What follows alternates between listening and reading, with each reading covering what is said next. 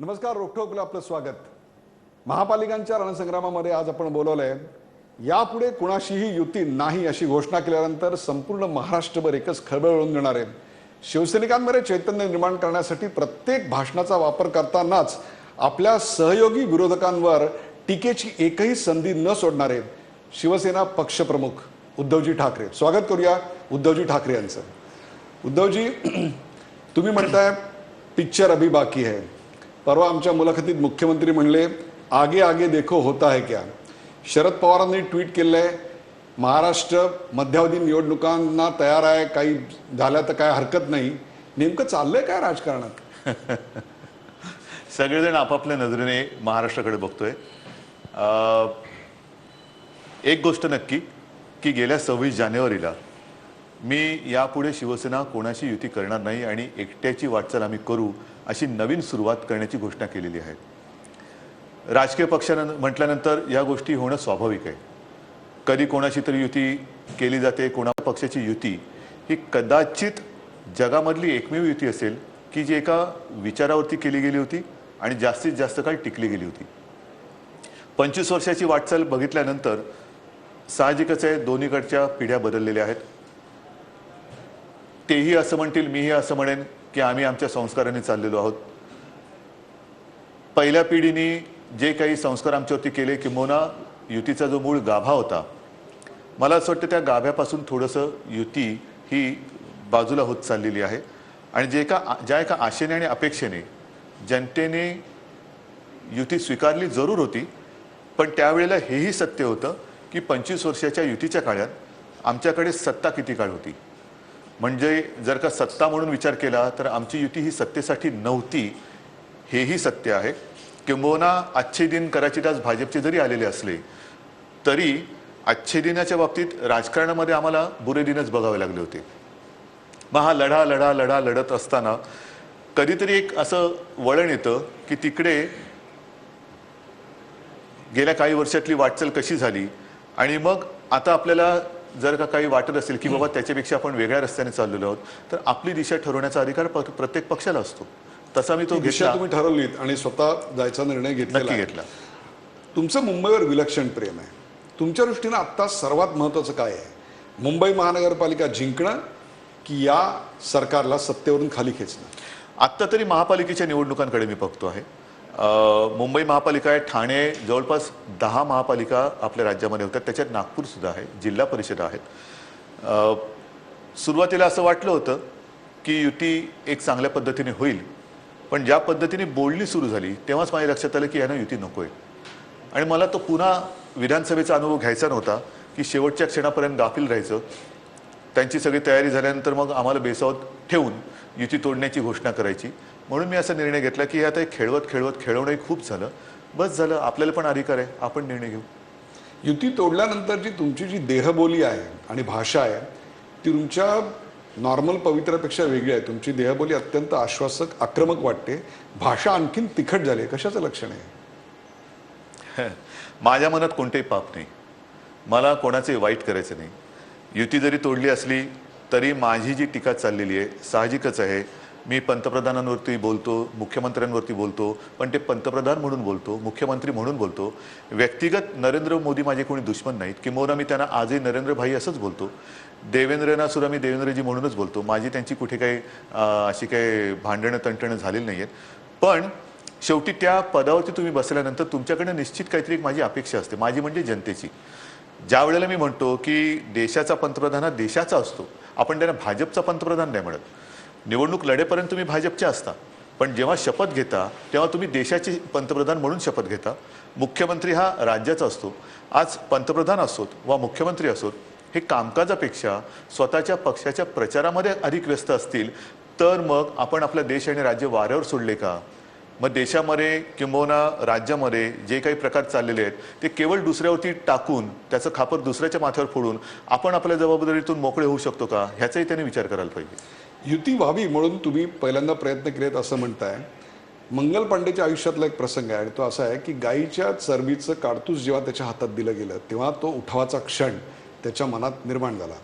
युती तोडण्याच्या काळामध्ये किंवा तुटण्याच्या काळामध्ये असा कोणता तो क्षण होता की जेव्हा ते हातात आल्यानंतर असं वाटलं नाही आता यापुढे कोणत्याही प्रकारची चर्चा नाही, आता युती तुटली, निखाऱ्यावर चालायला तयार?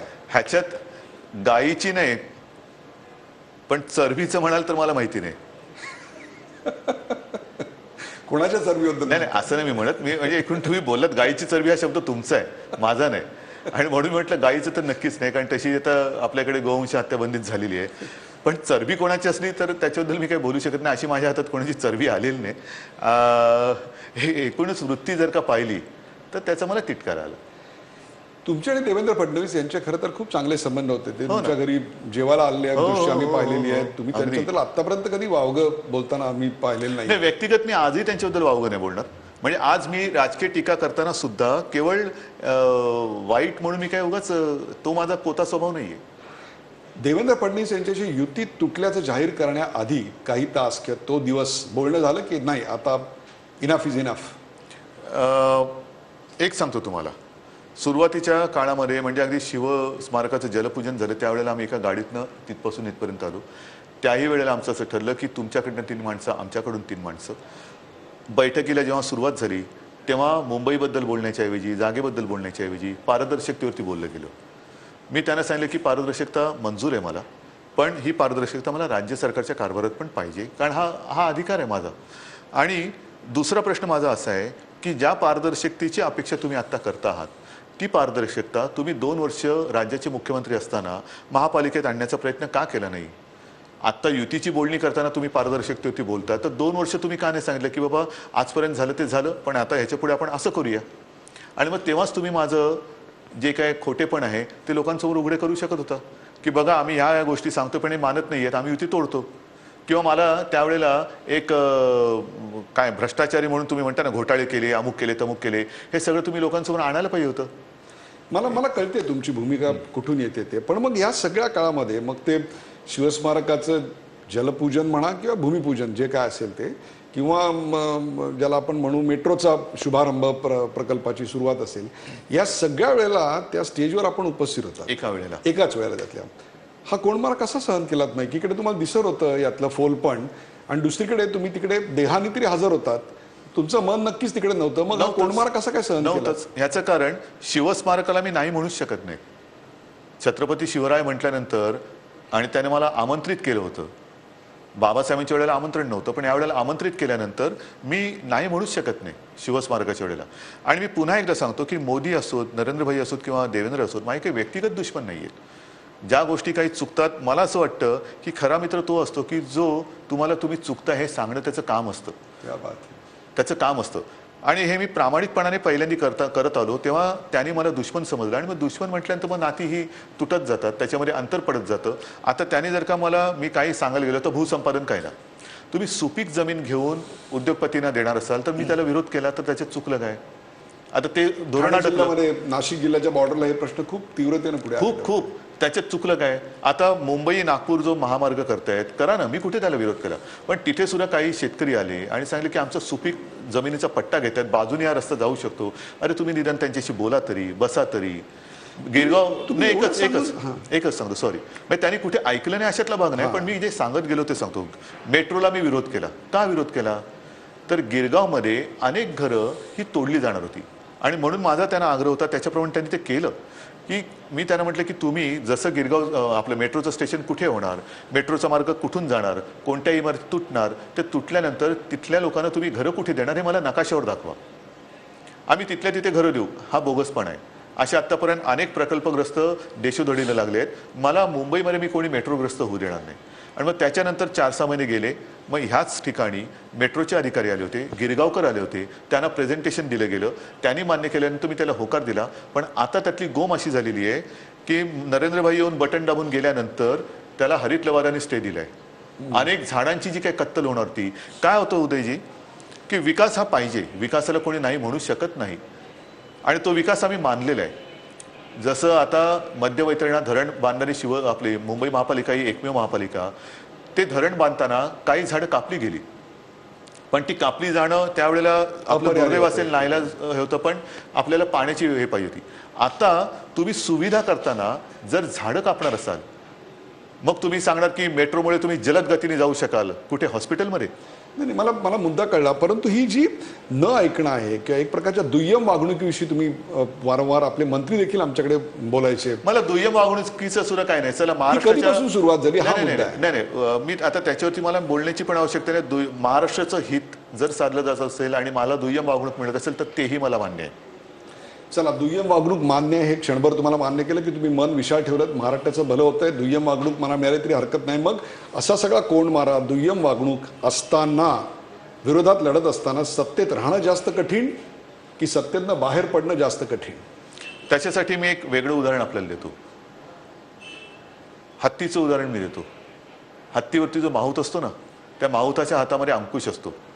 आता मी असं म्हणेन, मी जर का माहुताचं काम करत असेल, हत्तीच्या अंबारीमध्ये मायबाप जनता असेल, तर त्या हत्तीला काबू ठेवणं हे माझं काम आहे.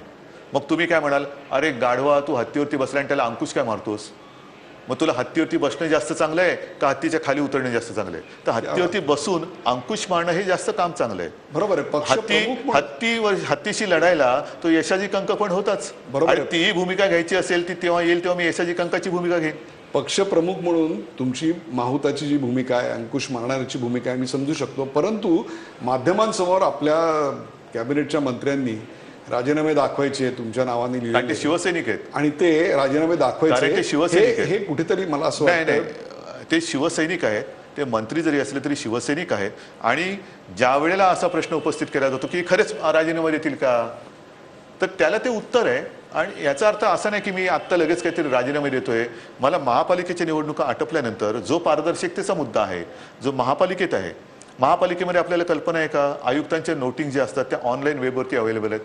मग तसं मला कॅबिनेटमध्ये स्टँडिंग कमिटीमध्ये जसं कारभार चालतो तसा तुम्ही विरोधी पक्षनेत्याला घेतला पाहिजे, कारण तो त्याला कॅबिनेटचा दर्जा आहे. राज्यमंत्र्यांना घ्यायला पाहिजे, कारण ते पण मंत्री आहेत. आणि तुमच्या प्रश्नाची उत्तरं काही वेळेला राज्यमंत्री देतात फ्लोअरवरती. मग राज्यमंत्र्यांसुद्धा समावेश करून घ्या कॅबिनेटमध्ये. सर्व पत्रकारांना घ्या. आणि जसं या पालिकेच्या स्थायी समितीमध्ये आयुक्त किंवा अतिरिक्त आयुक्त असतात, तसे तुम्ही लोकायुक्त बोलवा. त्या पलीकडे आयुक्तांचे जसे शेरे किंवा नोटिंग हे जातं, तसं तुम्ही मंत्र्याचे शेरे ऑनलाईन टाका. मग ट्रान्सपरन्सी येईल. काय त्याच्यात गोपनीय ठेवताय तुम्ही? उद्धवजी, एवढी कटुता आता सध्या दोन्ही पक्षात आली नाही. याच्यात कटुता कुठे? नाही, आता एकमेकांना जे वार होत आहेत, प्रतिवार होत आहेत, हल्ले होत आहेत, प्रतिहल्ले होत आहेत, दोन्हीकडून जी भाषा आहे, परवा अगदी अचानकपणे न ठरवता तुमच्या दोघांची, तुमची आणि देवेंद्र फडणवीस, काल एकमेकांसमोर तुम्ही आलात. काही बोलणं झालं का? हो, झालं ना. काय बोलले? नाही, मी तुम्हाला परत सांगतो, माझं आणि त्यांचं काय असं काय तुतू महिमेचं वैर नाहीये. व्यक्तिगत कोणाशी भांडण नाहीये. चांगली विचारपूस झाली. त्यांनाही सभेला निघायचं होतं, मलाही सभेला निघायचं होतं. एक एक घोट काय कॉफी समोर होती प्यायलो. त्यांनाही 4 सभा होत्या, मला माझी पिंपरी चिंचवड. त्याच्यामुळे जय महाराष्ट्र, नमस्कार विमस्कार सगळं करून जय महाराष्ट्र झी काय तुमची सगळे म्हणजे चॅनलची नावं नाही घेतली, पण असं करून आम्ही निघालो. मला सांगा की आत्ता या क्षणाला तुम्ही इतकी कडाडून टीका करतायत, तुमचे मंत्री राजीनामे खिशात दाखवतायत, दुय्यम वागणूक मिळते, या सरकारच्या पारदर्शकतेचा मुद्दा कसा खोटा आहे, कसा बकवास आहे, हे देखील आपण सगळं सांगताय. आणखीन काय कारण शोधताय सत्तेतून बाहेर पडण्याचं? नाही, मला कारण शोधायची गरज नाहीये. जर मला ज्या वेळेला वाटेल की बाबा ह्यांचं आता जसं मी हे सगळे इकडे घेऊन बसलेलं आहे, पारदर्शकतेचा मुद्दा हा सुद्धा मी अनेकदा दाखवलेला आहे. इकॉनॉमिक सर्व्हे ऑफ इंडिया त्याच्यामध्ये क्लिअर दिले. आता उदयजी, तुम्ही सुद्धा यातले सगळे तज्ज्ञ आहात. मला सांगा ना, ह्या चार्टचा सारांश आहे या सगळ्या रिपोर्टचा. हा सारांश जर का मुंबई नंबर 1 दाखवते, तर तुम्ही कोणत्या नजरेने पटना बघताय तिला? मुंबई आणि पटण्याचं स्पेलिंग सारखं आहे का? हे पटणार आहे का तुम्हाला? मग का माझ्या मुंबईची तुम्ही बदनामी करताय? तुम्ही व्यक्तिशः दुखावले गेलात मुंबईची. अगदी नक्कीच दुखावलं गेलेलं आहे. कारण ज्या मुंबईसाठी तुम्ही हुतात्मा स्मारकात जाऊन शपथ घेतली खोटी, पण त्या हुतात्म्यांनी रक्त सांडलेल्या मुंबईची तुम्ही बदनामी करताना तुम्हाला लाज नाही वाटत? काय वाटत असेल त्या आत्म्यानं सुद्धा? आणि असं कोणत्या नजरेने मला दाखवा की तुम्हाला मुंबई, अर्थात पटण्याचा सुद्धा अपमान आहे, पण त्याच्यावरती नंतर बोलू आपण. कारण का मुंबई किती वाईट आहे हे सांगता तुम्ही पटना दाखवताय. त्याच्यामुळे ते पटनाकर पण तिकडे सुद्धा निदर्शनं झालेत भाजप विरुद्ध.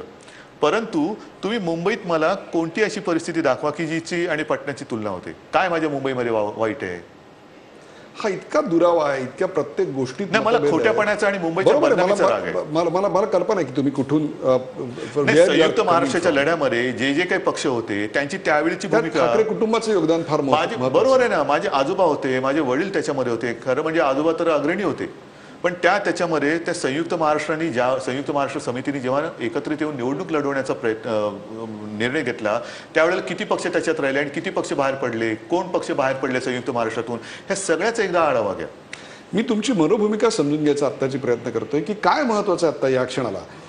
युती आहे की नाही, युती तुटलेली आहे, सरकारमध्ये आहे की नाही, या सगळ्याविषयीचं एक प्रश्नचिन्ह आहे. आत्ता या क्षणाला आपल्याला पक्षप्रमुख म्हणून काय महत्वाचं वाटतंय? संदिग्धता घालवणारी स्पष्टता महत्वाची आहे का, हरकत नाही चुकीचा का होईना पण निर्णय घेणं महत्वाचं आहे?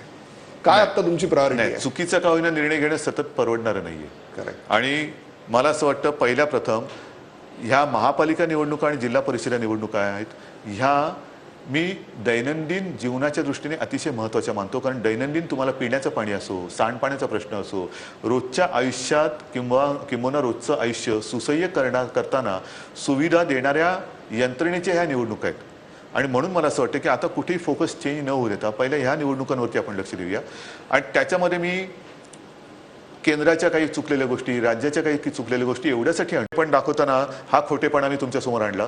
तसंच तुम्ही त्याही वेळेला साक्षीदार आहात, कल्याण डोंबिवलीची निवडणूक झाली, आमची युती तुटली होती. 6,500 बरोबर आहे. 6,500 कोटी मी तुम्हाला देईन, किती पैसे दिले? 27 गावं मी वेगळी करून देईन, किती वेळा त्यांना भेटलात? आणि हेच माझं म्हणणं आहे की जेव्हा एखाद्या राज्याचा मुख्यमंत्री, देशाचा पंतप्रधान एका ठराविक पक्षाचा प्रचार करतो त्यावेळेला साहजिकच आहे लोक त्याला भुलण्याची शक्यता असू शकते. जर तुम्ही केलेल्या कामावरती निवडणूक आयोग तुम्हाला पडदा लावायला सांगतं की इथे ह्या आमदाराच्या हस्ते उद्घाटन झालं, त्याच्यावरती तुम्हाला पडदा लावावा लागतो. मग राज्याचा मुख्यमंत्री म्हणून जाऊ शकतो, त्याच्यावरती पडदा का नाही टाकत? का त्याला बुरखा घालून तुम्ही प्रचाराला नेता? हा मोठा हा जो विषय आहे ना, हा निवडणूक आयोगाने सुद्धा गंभीरतेने घ्यायला पाहिजे. जर तुम्ही काय होतं, आम्ही वचननाम्याची कामं लोकांसमोर नेतो, केलेली कामं जी असतात त्याच्यात सुद्धा त्या मतदान केंद्रापासून 100 यार्डापर्यंत किंवा काहीतरी आहे ते तुम्हाला झाकावं लागतं. ज्या कामासाठी मी मत मागितलं होतं ते केलेलं काम माझ्या हस्ते उद्घाटन झाले, माझ्या हस्ते काय केलेलं आहे ते काम तुम्ही झाकायला लावता, म्हणजे पाटी काम नाही पाटी. मग ते जर झाकायला लावत असाल तर मुख्यमंत्री म्हणून जाऊन भाषण कसे करू शकतात? ही जी इतकी कटुता आहे. कटुता नाही, हा हे आठवण ऐका एक मिनिट, सॉरी मी अडवलं तुम्हाला, पण उदयजी ही कटुता नाही, हे सत्य आहे. 6,500 कोटीवरती लोकांनी भरोसा ठेवला की नाही ठेवला? 6,500 कोटी देतो, 27 गावं मी तुम्हाला तोडून देतो बोलले की नाही?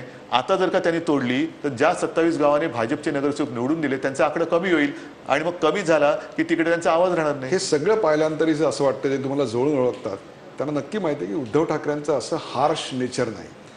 मला कल्पना आहे की 1992 साली जेव्हा युती तुटलेली होती तेव्हा प्रमोद महाजन आणि बाळासाहेब ठाकरे यांनी संयुक्त पत्रकार परिषद घेतली आणि एक निवेदन प्रस्तुत केलं, एकमेकांवर टीका न करता जर सत्तासाठी पुन्हा एकत्र यायची वेळ आली तर आम्ही एकत्र येऊ असं बिनदिक्कतपणे सांगून लढवली. त्यावेळी तुमची सत्ता आली नाही याची कारणं वेगळी होती, तो मुद्दा नंतरचा. परंतु यावेळी दुसऱ्या पिढीला जर पटत नसेल तर तशी मॅच्युरिटी, तशी परिपक्वता दाखवायची संधी होती. ती संधी तुमच्यासारख्या युतीतल्या ज्येष्ठ भागीदारांना का नाही दाखवली? किंवा महाराष्ट्रापुरतं तरी तुम्ही ज्येष्ठ भागीदार किंवा मुंबई महानगरपालिकेत तरी ज्येष्ठ भागीदार, चला केंद्रात आणि राज्यात नाही. तुम्हाला मी खरंच धन्यवाद देतो की तुम्ही तरी आम्हाला ज्येष्ठ भागीदार समजताय. हो, मुंबई महानगरपालिकेत आता परिस्थिती तीच आहे. तुम्ही 74 वर आहात किंवा 75 काय वॉटेवर, आणि दे आर बरोबर आहे. म्हणून मी तुम्हाला धन्यवाद देतो की तुम्ही तरी आम्हाला ज्येष्ठ मानतात. हे ते का नाही मानत?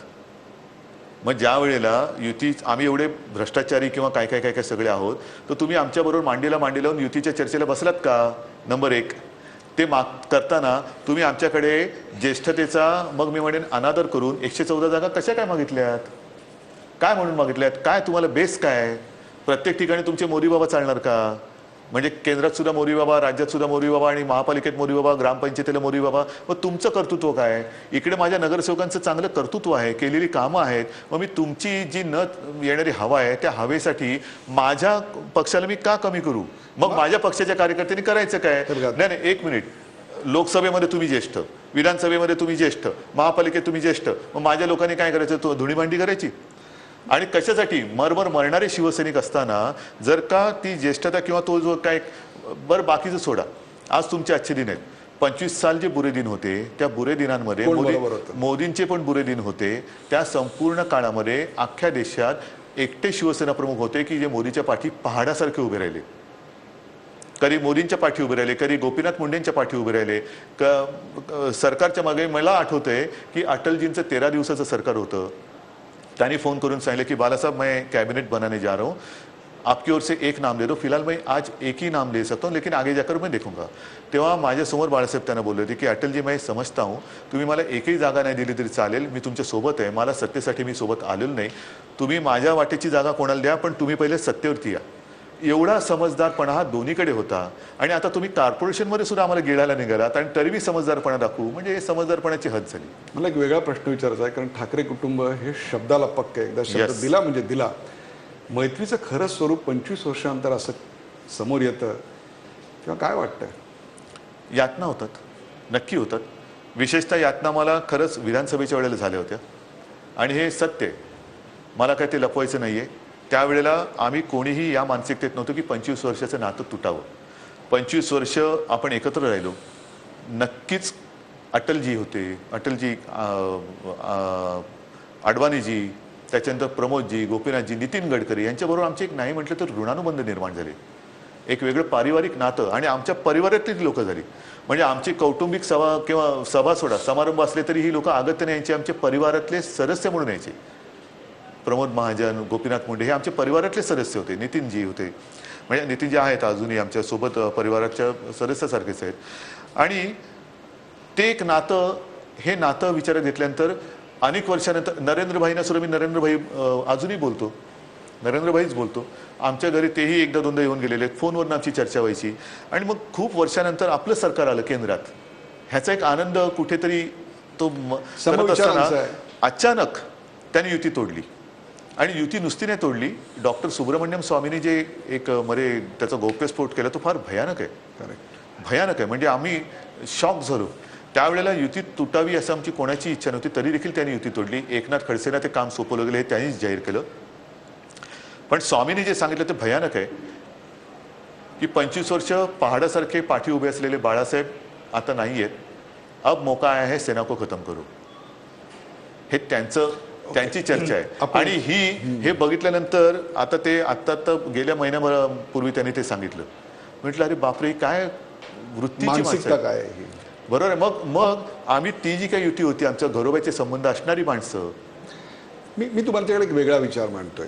मी हे समजून घेऊ शकतो की सुब्रमण्यम स्वामींच्या या गौप्यस्फोटानंतर तुम्हाला काय वाटलं असेल की मला तुम्हाला काय यातना झाल्या असतील, विशेषतः युती राहावी अशी इच्छा असताना काय झालं असेल मी समजून घेऊ शकतो. परंतु केंद्रात असलेला प्रत्येक केंद्रीय पक्ष हा प्रादेशिक पक्षांना संपवायलाच बघतो. असा इतिहास फक्त भाजपचा नाही आहे.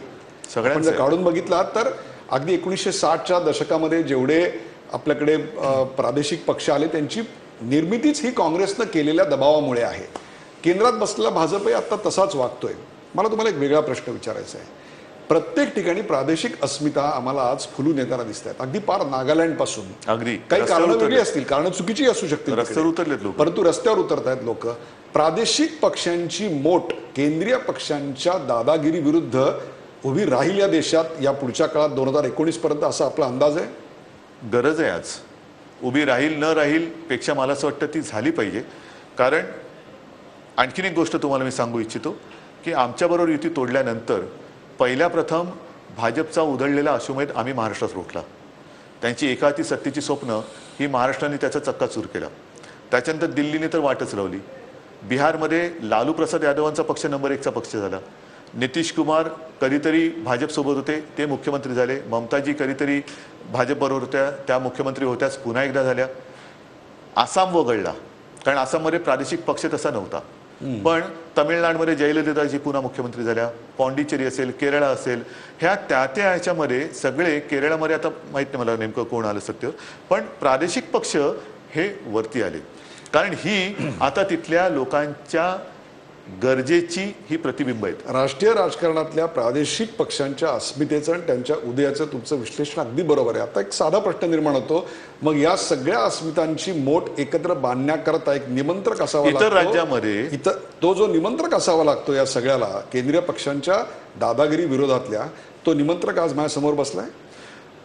निमंत्रक वगैरे हा विषय मी आता काही मोठा हे नाही म्हणत, पण स्वप्न पाहणारा नक्की बसलेला आहे. आणि ममताजी आणि माझी त्यावेळेला मला 1-2 महिन्यापूर्वी जी काही एक चर्चा झाली फोनवरती, त्याही मला म्हणाले की उद्धवजी आप जब भी कहे हम मिलेंगे बात करेंगे. आता बाकीच्या पक्षांशी असं माझं काय कुठेही हे नाहीये, नातीगोती अशी काय नाहीये, उगाच खोटं कशाला मी सांगू. पण कुठेतरी एक सुरुवात केली पाहिजे आणि प्रयत्न तर झाला पाहिजे. ह्याचा अर्थ आम्ही लगेच काही भाजपचे द्रोही किंवा काँग्रेसचे द्रोही असं नाहीये. पण आता ही दहीहंडीसारखी जी काय राजकारणाची पद्धत होती की ज्या ज्या वेळेला गरज पडली त्या त्या वेळेला प्रादेशिक पक्षाच्या खांद्यावर पाय ठेवून हंडी फोडायची क्या बात. आणि नंतर मग लाथा घालायच्या, हे आता नाही चालणार, हे नाही चालणार. प्रादेशिक पक्षांच्या अस्मितेबरोबरच आणखीन अनेक महत्त्वाचे प्रश्न महाराष्ट्रात आहेत. या निवडणुकीच्या निमित्तानं त्या सगळ्याची चर्चा करूया. एका ब्रेक नंतर कुठे जाऊ नका, पाहत राहा झी 24 तास. आपल्या सोबत आहेत रोखठोक उद्धव ठाकरे.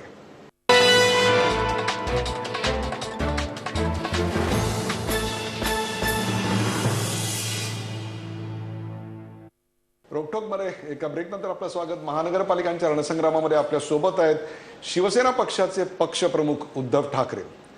उद्धव ठाकरे, तुम्ही लहानपणापासून पाहिलं असेल, शिवसेनेच्या स्थापनेपासून ते आजपर्यंत आणि पुढेही शिवसेनेच्या प्रत्येक सभेत शिवरायांच्या पुतळ्याला हार घातला जातो आणि मगच सभेला सुरुवात होते. अलीकडे हे शिवरायांचे पुतळे आम्हाला काही पक्षांच्या डायसवर दिसायला लागलेले आहेत. शिवाजी महाराजांना हायजॅक केलं तुमच्याकडनं कोणी? नाही, असं कोणी करू शकत नाही. पण त्यांच्याच व्यासपीठावर पप्पू कलानीचे पुतळे नाही, पण पप्पू कलानी पण दिसत आहेत. त्याच्यामुळे ते लोकांना त्यांचं थोतांड कळते. म्हणजे किती दिवस तुम्ही महाराजांचे आशीर्वाद, विधानसभा आली महाराजांचे आशीर्वाद, महापालिका आली महाराजांचे आशीर्वाद, हे जे काही थोतांड आहे ना, ह्यालाच लोक विटलेत. आता स्मारकाचं भूमिपूजन केलं, टेंडर कुठे, वर्क ऑर्डर कुठे, काहीच नाहीये. मेट्रो सुद्धा जी काही बटणं दाबली त्यांना आता स्टे मिळालेला आहे. केंद्र म्हणजे त्या गिरगाव मेट्रोला स्टे मिळाला आहे, कोर्टाने दिलाय. आरेच्या कारशेडबाबत जरा गंभीर विचार आपल्याला सगळ्यांना करायला पाहिजे. कारण आरेच्या कारशेडबद्दल 1500-1700 कोटी जास्त पडतात, म्हणून शक्य असूनही ती शेड तिकडनं हलवली जात नाहीये, कांजूरला नेली जात नाहीये, कारण नाही तर तो प्रोजेक्टच होणार नाही. परंतु उदयजी, तुमच्याकडे जास्त माहिती माझ्याकडे असेल, दरवर्षी जेवढा विविध रूपाने कर मुंबई दिल्लीला देते, केंद्राला देते, तो जवळपास 2 लाख कोटी आहे. 2 लाख कोटी. आणि त्या मुंबईशी तुम्ही तिच्या जीवाशी खेळता आहात, त्या पर्यावरणाशी खेळता आहात. त्या कमिटीमध्ये 2 पर्यावरण तज्ज्ञ होते. त्यांनी स्पष्ट म्हटलेलं आहे की जर का आरेच्या इथे कारशेड बांधली गेली तर चकाला आणि विमानतळ परिसर हा पुराखाली जाऊ शकेल. म्हणजे त्यावेळेला पुराखाली मुंबई गेल्यानंतर हे फडणवीस जी गेले असतील नागपूरला, पुन्हा तिथून आमच्यावरती आरोप करायला मोकळे, यांनी मुंबई खड्ड्यात घातली, घोटाळा झाला. बरोबर आहे. गिरगाव मेट्रो मी घरांसाठी विरोध केला, तुम्हाला सांगितलं. आज कोर्टाने स्टे दिलेला आहे की जी हजारो झाडं तिकडे कापली जाणार आहेत, ती हजारो झाडं मोठी वृक्ष आहेत, ते सुद्धा मूळचे मुंबईकर आहेत. पण विकास करताना त्या झाडांची तुम्ही कत्तल करणार आणि मग कुठेतरी तुम्ही बोगनवेल आणि काहीतरी असे फालतू म्हणजे जी काय असतील ती झाडं लावणार. तुम्ही वेगाने जाणार, आता तुम्हाला ट्रॅफिक लागणार नाही, वेगाने कुठे जाणार? हॉस्पिटलमध्ये. कारण पर्यावरण मारल्यानंतर नाही. एक सांगतो मी, आता वचननाम्यामध्ये एक वचन टाकलेलं आहे, दुर्दैवी आहे माझं वचन. काय वचन माहितीये? की मी मुंबईच्या नाक्यावरती प्रदूषण खेचणारं यंत्र लावणार. हे दुर्दैवी आहे माझं वचन. तुम्ही निसर्गाने दिलेली यंत्र मारतात आणि खोटी यंत्र तुम्ही देतात. हे जे काही यंत्र आहे ते प्रदूषण खेचेल पण ऑक्सिजन नाही सोडणार. हे ऑक्सिजन देणारी आरे कारशेडमध्ये तुम्ही झाडं कापणार, ते कापताय, गिरगावातली झाडं कापताय. मग एवढ्या ह्या सगळ्या वाळवंटामध्ये तुम्ही काय हॉस्पिटलचा धंदा काढणार? मग मुंबईतली जी विकासाची कामं भाजप दाखवते ती मूळ कामं काँग्रेसने सुरू केली असा आरोप आपण केलेला आहे. म्हणजे त्याच्याबद्दलच्या संकल्पना काँग्रेसच्या काळात निर्माण झाल्या. कुठेतरी भाजपवर टीका करण्याच्या नादात आपण काँग्रेसला मोठं करतोय असं नाही वाटत? अजिबात नाही करत आहे. कुठेतरी आपण कामं करताना ज्यांच्यावरती टीका केली त्यांनी केलेल्या कामाचं श्रेय जर कोण घेत असेल तर ते अयोग्य आहे. मी कशावर टीका केली? एक तर त्यांच्याकडे जसं आम्ही करून दाखवलं किंवा DDO नो म्हणून लोकांसमोर आलेलो आहोत, त्यातलं एक तरी काम तरी खोडून दाखवावं. पण यांचे फक्त छत्रपतींचा आशीर्वाद. शिवडी नावाशेवा जो काय लिंक रोड आहे तो आम्ही नाही करणार, सरकार करणार. बरोबर आहे. कोस्टल रोड महापालिका करणार, त्याची परवानगी अजूनही केंद्र सरकार देत नाहीये. मेट्रो तुम्ही जी दाखवताय आता प्रवास होईल अधिक वेगवान, हा तुम्ही नाही केलेला, तुमच्या दाबलेल्या बटनाला स्टे मिळालेला आहे. ती जी मेट्रो आहे ती काँग्रेसने केलेली आहे. किंबहुना सुरेश प्रभू जे बोललेले आहेत की बुलेट ट्रेन हे मोदींनी जे काय स्वप्न दाखवलं, मुंबई अहमदाबाद बुलेट ट्रेन, तो सुद्धा प्रकल्प मी का थांबवला, मला त्याचा आराखडा पाहिजे. हा नेमका जाणार कुठून मार्ग, उद्या तो सुद्धा नॅशनल पार्कमधनं गेला, तो सुद्धा आमची घरदारं उद्ध्वस्त करून गेला, तर त्या बुलेट ट्रेननी करायचं काय. पण तो प्रकल्प सुद्धा, ते सुद्धा स्वप्न प्रभू म्हणालेले, ते स्वप्न मोदींचं नाही, ही संकल्पना काँग्रेसची आहे. आता प्रभू तुम्ही माझ्याकडनं फोडून घेतलेत हा भाग वेगळा, पण आता ते तुमचे रेल्वे मंत्री आहेत, मग काय ते सुद्धा तुमच्यावरती टीका करतायत. खोटेपणाचा बुरखा फाडणं हे मी माझं आणि काम समजतो. अगदी बरोबर आहे. परंतु या सगळ्यामध्ये आपण कुठेतरी काँग्रेसला मोठं करतोय असं नाही वाटत की एक वेळ त्यांच्यावरची टीका परवडली, परंतु या नादात काँग्रेसला मोठं करणं हे उर्वरित काळामध्ये महागाचं पडू शकतं. नाही पडू शकत, कारण का तसा विकास तर इंग्रजांनी पण केला होता. एक गोष्ट तुम्हाला मानायलाच पाहिजे, आज तुम्ही मेट्रोची स्वप्न दाखवताना आपल्या देशामध्ये पहिली रेल्वे दादर ते ठाणे ही इंग्रजांनी आणली होती. आणि किंबहुना सहज गंमत म्हणून सांगतो, थोडंसं विषयांतर व्हावं म्हणून, त्यावेळेला त्या रेल्वेमध्ये कोणी जायला तयार नव्हतं, कारण त्याच्यामध्ये भुताटकी असं म्हणायची. लोक माणूस गेला की तो गायब होतो. दुर्दैवाने आता गेल्या काही दिवसात जे काय अपघात घडलेत तर ते आत्ता ही भीती खरी ठरते की काय असं वाटतं. पण त्यावेळेला त्यातनं प्रवास करायला इंग्रज सरकार 1-1 रुपया देत होतं. मग हळूहळू त्याचे 8 आणे केले, 4 आणे केले, आणि मग तिकीट लावायला सुरुवात केली. म्हणजे त्यावेळेला इंग्रजांनी रेल्वे आणली, आपली मुंबई महापालिकेची इमारत बांधली, गेटवे ऑफ इंडिया बांधला, माथेरान असेल, महाबळेश्वर ही हिल स्टेशन त्यांनी केली, तर टपाल सेवा त्यांनी आणली. मग तरी सुद्धा तुम्ही इंग्रजांना का घालवलत. नुसता विकास हा विषय नाहीये, पण विकासाबरोबर प्रवृत्ती. मुद्दा आहे तो अस्मितेचा आहे, त्या अस्मितेच्या रक्षणाचा आहे. अस्मिता आहे. आपण याच मुंबईच्या अस्मितेबद्दल, मराठी माणसाच्या अस्मितेबद्दल बोलूया. आज शेवटी रियालिटी काय आहे, सेफॉलॉजी काय सांगतं बघा. 26% उत्तर भारतीय, 20 ते 21% आमचा मराठी माणूस, 16% गुजराती आणि 14 ते 15% मुस्लिम. म्हणजे जेवण तर तुमच्या हातातनं गेलं, आता फक्त बडीशेपेची लढाई चालू आहे. असं असताना डिड यू नो हे तुम्हाला म्हणावंच लागलं. हो, ह्याचं कारण मला माहिती होतं हे खोट्याचा नायटा करून येणार आणि आमच्या अंगावरती खोटे नाटे आरोप करणार. त्यावेळेला नक्कीच मुंबईकरांसाठी आम्ही काय सुविधा दिलेल्या आहेत. आता तुम्ही ही जी काय टक्केवारी सांगितली, मुंबईसाठी आम्ही शिवसेना प्रमुख बाळासाहेब ठाकरे जलाशय बांधलं, काय ते फक्त माझ्या 21% मराठी माणसाच्या घरात पाणी देतं, गुजराती माणसाचे देत नाही, उत्तर भारतीयचे देत नाही, मुसलमानांच्या देत नाही.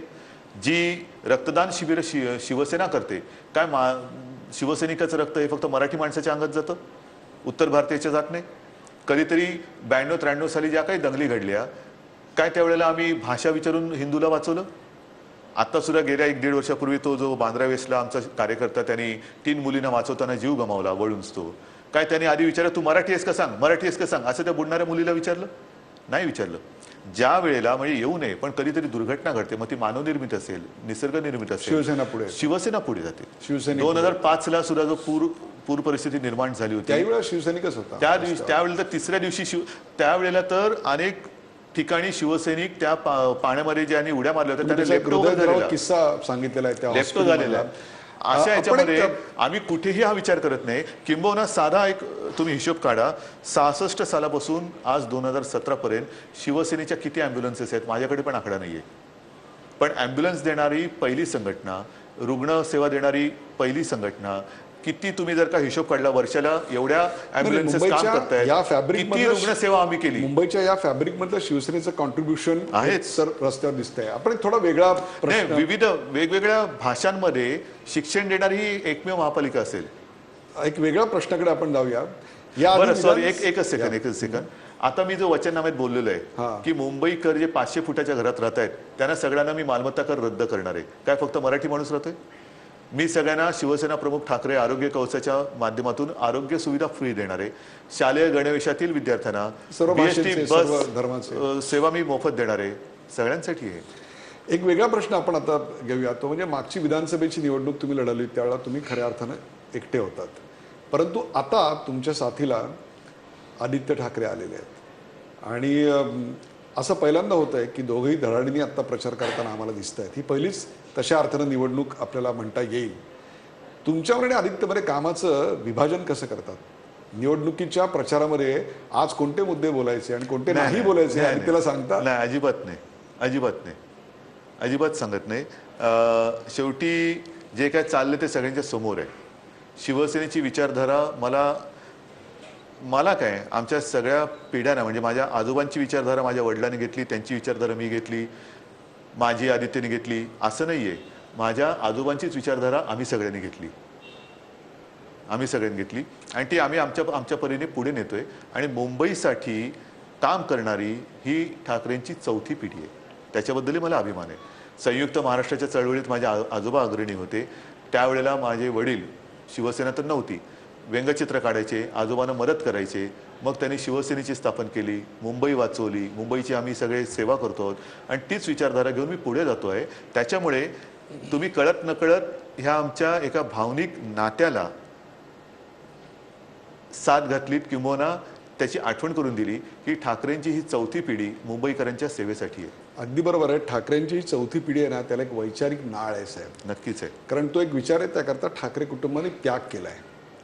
ह्याच्या पलीकडे जाऊन आत्ता जी ग्राउंड रियालिटी दिसते ना, की ज्यांनी फक्त सत्तेची फळं भोगली अशी एक शिवसैनिकांची पिढी मला दिसते की ज्यांच्यात घराणेशाही आलेली आहे. त्या माणसांनी जीवाची बाजी लावून स्वतःच्या नातेवाईकांना फक्त तिकीटं मिळवली, त्याबद्दल असंतोष आहे. आज निवडून येण्याची क्षमता म्हणून त्यांना तिकीट देणं सोपं असेल, परंतु जो दुखावलेला शिवसैनिक आहे त्याची नाराजी लॉंग टर्म पर्यंत तशीच राहणार नाही आहे. राहणार. हा धोका नाही नाही राहणार. ह्याचं कारण ह्या प्रत्येक शिवसैनिकाला मी इकडे घरी बोलून त्याच्याशी मी बोललेलो आहे. प्रत्येकजण वेड्या पेसासारखं काम करतोय तो शिवसेनेच्या विजयासाठी. जसं आता पहिल्या प्रथम 85 नंतर मुंबईचे सगळे महापालिका वॉर्ड आम्हाला उपलब्ध झाले, कारण तोपर्यंत आमची मरी युती होती. आता एक गोष्ट मान्य करायला पाहिजे की 227 ठिकाणी आमच्याकडे उमेदवार चांगले आहेत. काही ठिकाणी निवडणूक लढताना नाईलाजाने म्हणा आपल्याला निवडणूक लढण्याची गणितही मांडावीच लागतात. आणि तिथे असा कुठेही मुंबईतल्या कानाकोपरा नाही की जिथे शिवसैनिक माझं काम नाही करत. तो करताना अनेकदा असंही झालेलं आहे की त्यांनी सुद्धा लोक सुचवलेली आहेत की साहेब मी कार्यकर्ता आहे, पण तुम्ही यांना दिलं तर अधिक चांगल्या पद्धतीने आपण निवडणूक लढू शकतो, जिंकू शकतो. मग काही विभाग हे असेही आहेत, हेही मला मान्य आहे की तिकडे तुम्ही जी काय म्हणता ती घराणेशाही, त्याचा एक उपयोग करावा लागतो आणि तो सगळे पक्ष करतात. आणि ते सगळे पक्ष करतात म्हणून मी करतो हे माझं समर्थन नाही आहे.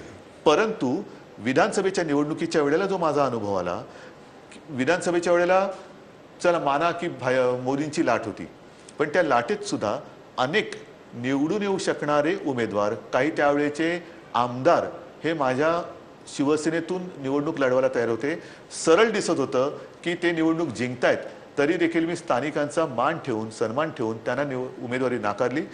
नाईलाजाने ते दुसऱ्या पक्षात गेले आणि आज देखील ते आमदार झालेले आहेत. शेवटी सत्तेचं गणित हे दुर्दैवाने ह्या अशा पद्धतीने मांडावं लागतं. कदाचित हा लोकशाहीचा पराभव आहे का हीच लोकशाही मला माहिती नाही. त्या लोकशाहीमध्ये बंडखोरी नावाचा सुद्धा एक आपल्याकडे गट दिसतो आणि या निवडणुकीमध्ये प्रत्येक पक्षाला बंडखोरीचा सामना करावा लागलेला आहे. काल मी अजितदादा पवारांची मुलाखत घेत होतो तेव्हा मी त्यांना हाच प्रश्न विचारला की तुमच्या पक्षातून बरेच बंडखोर निघून गेले, अर्थात संदर्भ पिंपरी चिंचवडचा होता, याची जास्त बोलायची काही गरज नाही, आपल्याही त्याची कल्पना आहे. तेव्हा त्यांनी स्पष्टपणे सांगितलं की जे सोडून गेले त्यांना पुन्हा प्रवेश नाही. अर्थात या शब्दाला ते कितपत जागतात हे काळ ठरवेल. शिवसेनेची काय भूमिका आहे जे सोडून गेले त्याबद्दल? एक तर सुदैवाने असंच मी म्हणेन, कारण मी 26 तारखेला जाहीर केलेले की मला अस्तनीतले निखारे नकोत, मला निखाऱ्यावरनं चालणारे सैनिक पाहिजेत.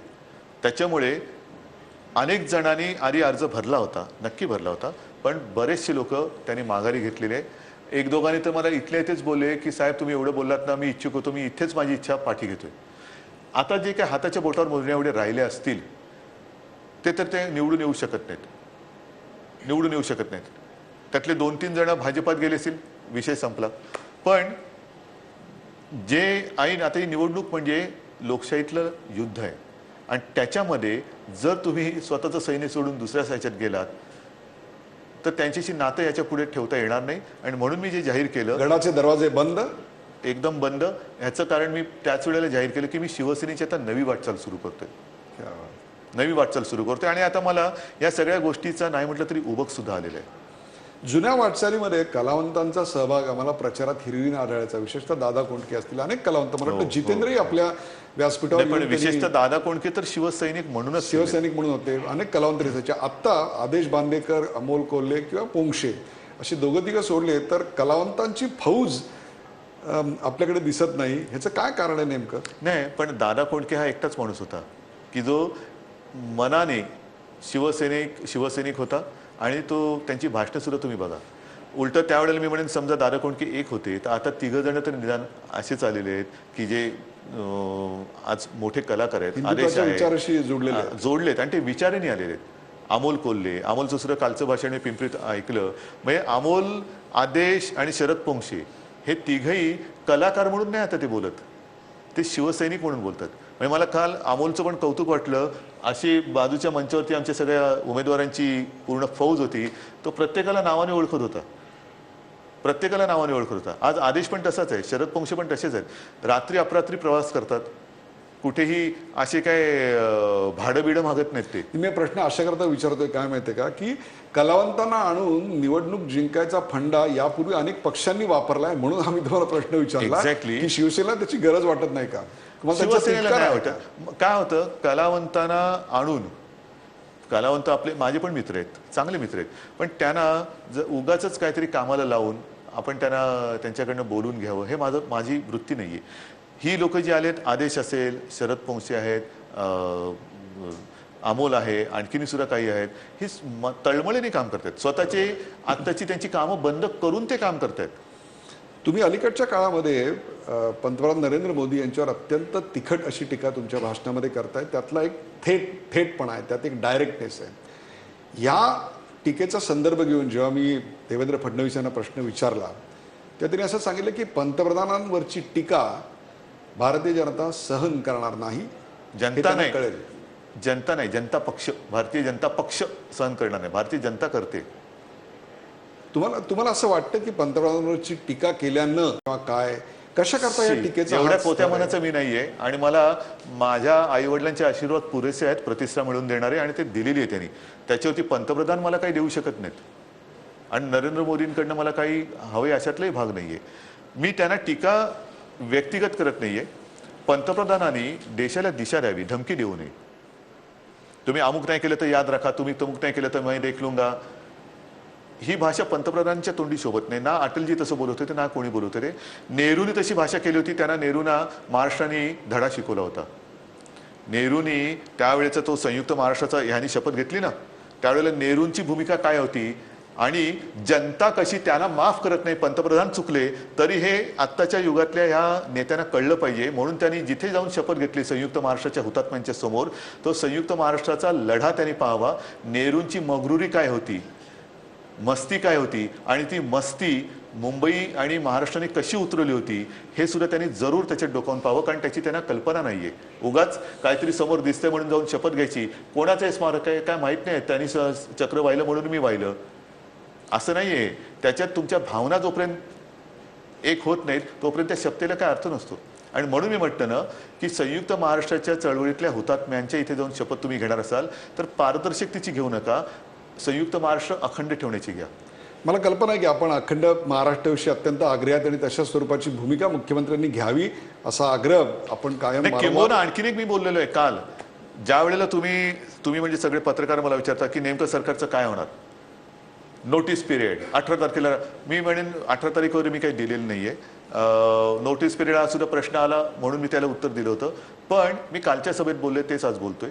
माझ्याकडे उत्तर प्रदेशचा भाजपचा जाहीरनामा आहे. अनेकदा मी मागणी केलेली आहे की महाराष्ट्रातल्या शेतकऱ्यांना कर्जमुक्त करा. अर्थसंकल्प जाहीर होण्याच्या 10 दिवस आधी आमचे खासदार जाऊन, तेव्हा अरुणजी नव्हते भेटले पण राज्यमंत्री होते, त्यांना भेटले आणि त्यांना सांगितलं की सततची नापिकी, दुष्काळ आणि त्या दुष्काळातला नोटबंदीचा 13वा महिना, त्याच्यात तुम्ही तमाम देशातल्या शेतकऱ्यांना एकदा तरी कर्जमुक्त करा. ते ऐकून न ऐकल्यासारखं त्यांनी केलं. ठीक आहे, पण आता मात्र उत्तर प्रदेशची निवडणूक लढताना त्यांच्या जाहीरनाम्यामध्ये त्यांनी दिले की जर उत्तर प्रदेशच्या जनतेने भाजपला सरकार बनवायची संधी दिली तर उत्तर प्रदेशच्या शेतकऱ्यांचं कर्ज आम्ही माफ करू आणि त्याच्या पुढचं कर्ज हे आम्ही व्याजाशिवाय देऊ. मग माझं काय म्हणणं आहे, मी तुम्हाला हयात पाठिंबा द्यायला तयार आहे. तुमचं सरकार इकडे आहे, आम्ही तुमच्या सोबत आहोत, मी तुम्हाला तळागाळात पाठिंबा देतो, तुम्ही आत्ता माझ्या महाराष्ट्रातल्या शेतकऱ्याला कर्जमुक्त करा हा आणि मुद्दा पुढचं कर्ज जे आहे ते त्याला बिनव्याजी कर्ज द्या. जे आश्वासन, मी थाप नाही म्हणत कारण अजून ते एक तर त्यांचं सरकार उत्तर प्रदेशमध्ये येत नाहीये, पण जी गोष्ट तुम्ही तुमच्या जाहीरनाम्यात तुम्ही मांडलेली आहात उत्तर प्रदेशच्या, सरकार आलं तर, इकडे तर सरकार आलंय, 2 वर्ष झालेत, तर मग आता तुम्ही जाहीर करा, मी तुम्हाला तह हयात पाठिंबा देतो, मला मंत्रीपद नको, काही नको, मी तुम्हाला तुमचं मुख्यमंत्रीपद कायम राहील, तुम्ही माझ्या महाराष्ट्रातल्या शेतकऱ्याला कर्जमुक्त करा. महाराष्ट्रामध्ये हिंदुत्ववादी विचारासाठी आणि मराठी माणसासाठी लढणाऱ्या राजकीय पक्ष आणि संघटना एकत्र येऊन एकाच आपल्या विरोधकाविरुद्ध म्हणजेच केंद्रीय पक्षाविरुद्ध एकत्र कधीतरी या प्लॅटफॉर्मवर आलेले आम्हाला नाही, पण दिसते. एकमेव शिवसेना अशी आहे की जी अत्यंत प्रामाणिकपणाने ह्या कामासाठी लढते आहे, हिंदुत्वासाठी लढते आहे, मुंबईसाठी लढते आहे, मराठी माणसासाठी लढते. आणि आता मी 25 वर्ष ह्याच एका समजाखातर शिवसेनेने भाजपसोबत युती केली होती. आता मला असं वाटतं युतीचं राजकारण पुरे झालं. इतर सगळ्या प्रदेशामध्ये जसं तुम्ही पाहिलं की एक एक पक्ष हा मोठा झालेला आहे, निवडून आलेला आहे.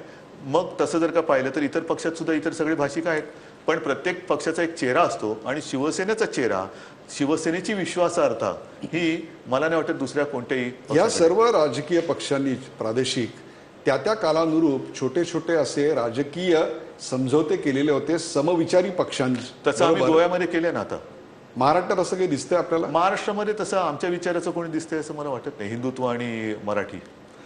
ठाण्यामध्ये भाषण करताना मुख्यमंत्र्यांनी आयुक्तांना धमक्या दिल्याचा उल्लेख केलेला होता. तिथे आपली बराच काळ सत्ता आहे म्हणून मी हा प्रश्न आपल्याला विचारतोय, हे काय चालू आहे? ठाण्याचे महापालिका आयुक्त कोण नेमतं? ठाण्याचे पोलीस आयुक्त कोण नेमतं? ठाण्यामध्ये शिवसेनेची सत्ता आहे म्हणजे नेमकं काय आहे? पण या निमित्ताने मी मुख्यमंत्र्यांना खरंच धन्यवाद देतो की तुम्ही या सगळ्या न केलेल्या घोटाळ्याचं किटाळ स्वतःच्या अंगावरती घेतलं, याला सुद्धा धाडस लागतं. महापालिकेमध्ये जो काही तथाकथित घोटाळा त्यांच्या मनाप्रमाणे किंवा मताप्रमाणे झाला असेल आणि जर झाला असेल तर त्याला जबाबदार ते स्वतः कसे आहेत हे त्यांनी उघडपणाने सांगणं, याला सुद्धा धाडस लागतं आणि त्याच्याबद्दल मी मुख्यमंत्र्यांचं अभिनंदन करतो. ते एवढ्यासाठी करतो, सत्ता बदल झाल्यानंतर आयुक्त बदलण्याचे अधिकार हे मुख्यमंत्रीचे असतात. चीफ सेक्रेटरी बदलण्याचे अधिकार हे मुख्यमंत्रीचे असतात. राज्याचा चीफ सेक्रेटरी बदललेला नाही, पण मुंबईचे आणि ठाण्याचे पोलीस आयुक्त असतील, महापालिका आयुक्त असतील, हे बदलले गेलेले आहेत. आपल्याला कल्पना आहे की महापालिका आयुक्त हा प्रशासनाचा प्रमुख असतो. आम्ही किती जरी टिवटिव केली तरी महापौराला किती अधिकार असतात तुम्हाला माहिती आहे, नगरसेवकांना किती असतात तुम्हाला माहिती आहे. आम्ही वचननाम्याचा पाठपुरावा जरूर करतो आणि कामं करून जरूर घेतो, पण ते काम करायचं की नाही करायचं तर कधी करायचं, त्याच्यामध्ये टेक्निकल सगळ्या गोष्टी ह्याचा शहानिशा करणं, ऍडमिनिस्ट्रेटिव्ह प्रस्ताव तयार करणं, कोणते कॉन्ट्रॅक्टर त्याच्यामध्ये हिस्सा घेऊ शकतात, ह्या सगळ्याची खातरजमा महापालिका प्रशासन करतं, ज्या प्रशासनाचा प्रमुख आयुक्त आणि तो आयुक्त मुख्यमंत्र्यांनी नेमलेला असतो. परवा जे मुख्यमंत्री बोलले की ठाण्याच्या महापालिका आयुक्तांना रात्री कोणीतरी फोन करून धमकी दिली. उदयजी मला सांगा, पोलीस स्टेशनचं काम काय? पोलीस स्टेशनचं काम काय? जर का सगळ्यांनाच कोणाला धमक्या आल्या तर वर्षावरती फोन करू शकतात?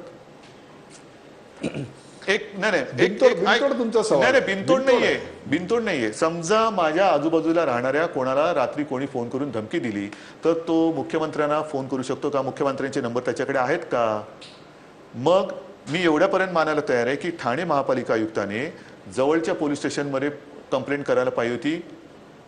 समजा तुम्ही आयुक्त आहात तर पोलीस आयुक्तांकडे तक्रार करायला पाहिजे. हे क्या चल रहा है?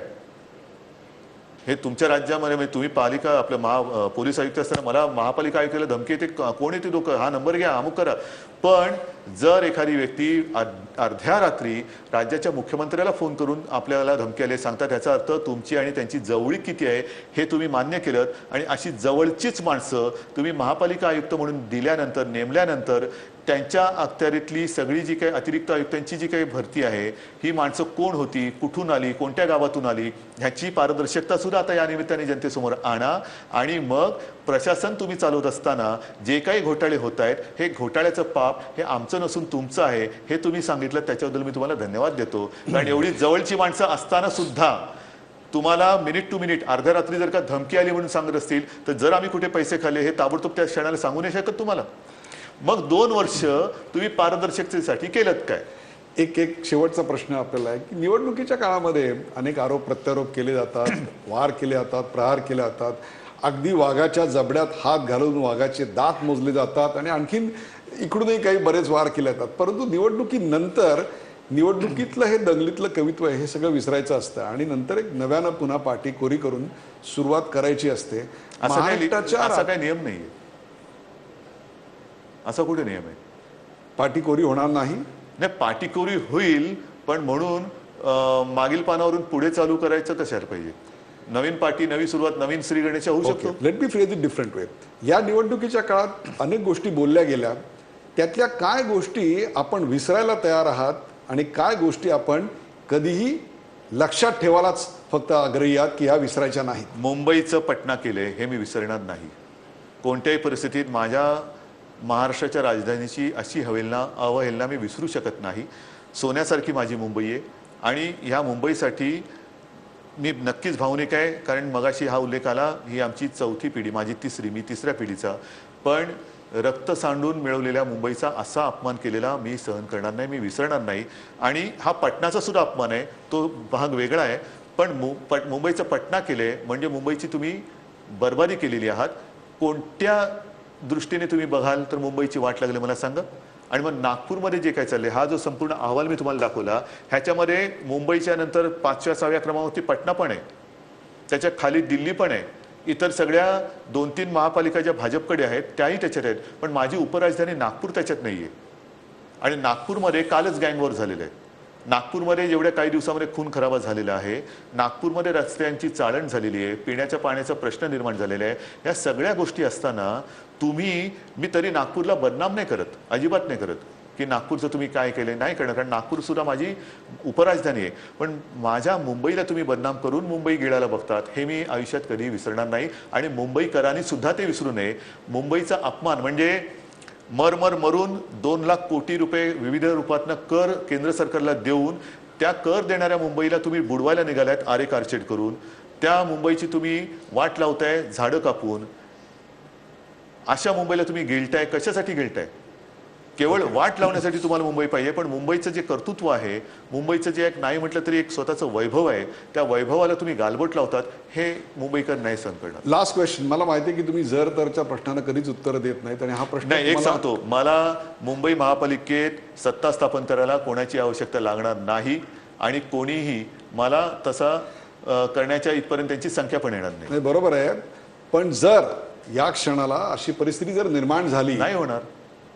आपण चांगल्याच विचार करतो आणि मला आत्मविश्वास आहे मुंबईकर एवढा मोठा अपमान सहन करून पुन्हा ही परिस्थिती स्वतःच्या हाताने ओढून देणार नाही. आणि खास करून जे मी तुम्हाला सांगितलं ना, बिहारला 1.25 लाख कोटी मिळालेले नाहीत, कल्याण डोंबिवलीला 6,500 कोटी मिळालेले नाहीत, 27 गावांचा प्रश्न सुटलेला नाही, अशी कित्येक. म्हणजे परवा तर ठाण्याच्या सभेनंतर तिथल्या लोकांनी गाजरं वाटली, मुख्यमंत्र्यांच्या सभेनंतर, की मोफत गाजर वाटप.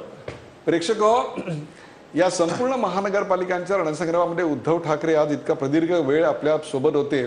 त्यांच्या पक्षावर होणारे आरोप, युती तुटण्याचा क्षण नेमका काय होता, त्यावेळी त्यांची मनोभूमिका काय होती, यानंतरची असणारी शिवसेनेची वाटचाल आणि सर्वात महत्त्वाचं म्हणजे या मुंबई शहराशी, या कुटुंबाची 4थ्या पिढीपर्यंत जोडली गेलेली ही जी नाळ आहे, त्यातून निर्माण झालेला एक प्रकारचा मुंबईचा कडवट अभिमान आहे. इथपासून ते स्वतःच्या पक्षात घराणेशाहीची जी तिकीटं वाटप झालं त्याबद्दलचं स्पष्टीकरण, मुंबईच्या डेव्हलपमेंट प्लॅनमधल्या किंवा त्यात केल्या दावे जे केले गेले आहेत त्याच्यामधल्या चुका, या सगळ्याचा लेखाजोखा आज त्यांनी मांडला. प्रचारात येणारे मुद्दे आणि वारंवार इतरत्र दिसणारे मुद्दे टाळून मी वेगळेच प्रश्न त्यांना अशाकरता विचारले की तेच पाहून आणि सांगून आपण सगळेच जरा कंटाळलो आहोत. एक वेगळे उद्धव ठाकरे या रणसंग्रामाच्या निमित्तानं पाहायला मिळाले. त्यासाठी त्यांनी जो वेळ दिला त्याबद्दल झी24 तासच्या सर्व प्रेक्षकांतर्फे आभार. धन्यवाद. धन्यवाद. जय हिंद, जय महाराष्ट्र.